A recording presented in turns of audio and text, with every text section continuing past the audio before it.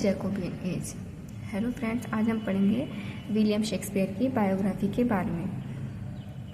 William Shakespeare Elizabethan age और Jacobian as से माने जाते थे। 1603 में एलिजाबेथन एज ख़त्म हो गई थी और जैकोबियन एज स्टार्ट हो गई थी, और उसी के 1603 के बाद ही विलियम शेक्सपियर ने अपनी फेमस ट्रेजेडीज़ लिखी थी, जैसे हैमलेट, मैकबेथ। इसी को रिनाइसेंस पीरियड या अर्ली मॉडर्न पीरियड भी कहते हैं। विलियम शेक्सपियर पोइट भी थे, ड्रामेटिस्ट भी थे और एक एक्टर भी थे। इन्होंने कुछ वर्ड जनरेट किए थे जो आज के टाइम में भी यूज़ किए जाते हैं, जैसे कि break the ice, heart of gold, wild goose chase, to be और not to be, to be और not to be. William Shakespeare ने 37 प्लेज लिखी। शेक्सपियर ने 37 प्लेज और 3 नैरेटिव पोएम लिखी थी, 154 सोनेट्स लिखे थे। बायोग्राफी विलियम शेक्सपियर के 23 अप्रैल 1564 स्टार्टफोर्ड अपॉन एवन में विलियम वर्ड्सवर्थ का जन्म माना जाता है, और इनको बैप्टाइज्ड किया गया था 26 अप्रैल 1564 को इनको बैप्टाइज किया गया है। इनकी डेट ऑफ बर्थ नहीं मिलती है, लेकिन इनकी बैप्टाइज की डेट मिलती है चर्च में, वो है 26 अप्रैल। और ये माना जाता है कि जन्म के 3 दिन बाद ही बैप्टाइज्ड किया जाता है, इसलिए 26 से 3 दिन पहले की डेट 23 अप्रैल को उनकी बर्थ डेट मान लिया गया है। बैप्टाइज्ड वैसे ही होता है जिससे इंडिया में नामकरण किया जाता है। विलियम शेक्सपियर के फादर का नाम जॉन शेक्सपियर था और मदर का नाम मैरी आर्डन था। इनके 8 चिल्ड्रन थे और इनमें से ही एक विलियम शेक्सपियर थे। विलियम शेक्सपियर हेनरी स्ट्रीट में रहते थे जब तक कि वो 18 साल के नहीं हुए।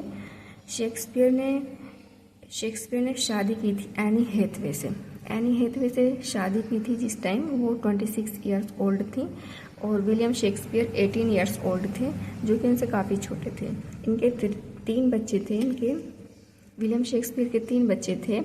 फर्स्ट डॉटर हुई थी इनकी सुजैना इनकी शादी के 6 महीने बाद ही हो गई थी, और इनके ट्विंस हुए थे। फिर उसके सुजैना के बाद ट्विंस हुए थे, जिसमें से हैमलेट था एक का नाम, और लड़की का नाम जूडिथ था।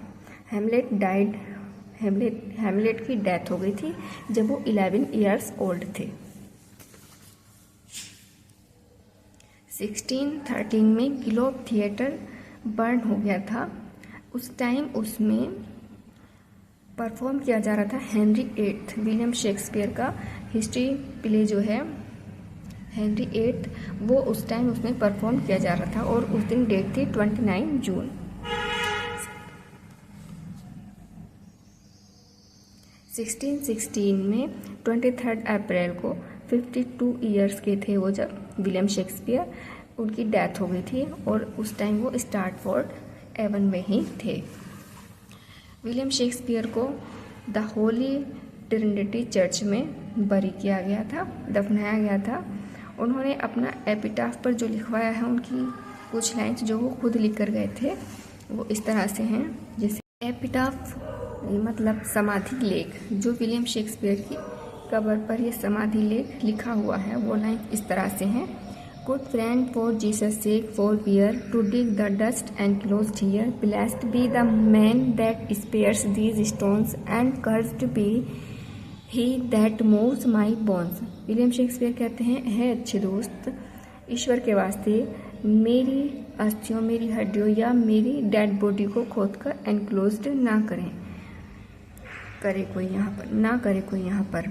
ब्लेस्ड बी मतलब ब्लेस्ड होगा, और जो मेरी अस्थियों में डेड बॉडी को संजो कर रखेगा, संभाल कर रखेगा, वो ब्लेस होगा। और जो इनको एक जगह से दूसरी जगह मूव करेगा या हटाएगा, वो शापित होगा, उसे कर्ज दिया जाएगा।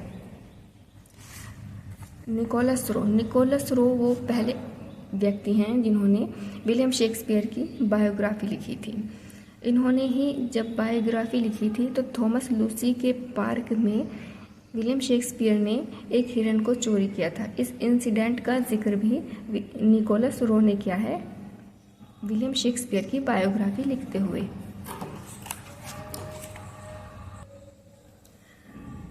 1585 से लेकर 92 के बीच विलियम शेक्सपियर का कैरियर स्टार्ट हो गया था as an actor in London में। 1599 में द ग्लोब थिएटर में विलियम शेक्सपियर ने पार्टनरशिप की, जो था साउथ बैंक टेम्स रिवर पर। 1608 में पार्टनरशिप थी ब्लैकफ्रायर इंडोर थिएटर में विलियम शेक्सपियर की। ये डेट इम्पोर्टेंट है एग्जाम पॉइंट ऑफ व्यू से, इसलिए इनको याद रखना है। 1593 से 94 थिएटर को बंद कर दिया गया था, क्योंकि उस टाइम पर महामारी प्लेग फैल गई थी, जो चूहों से होती है।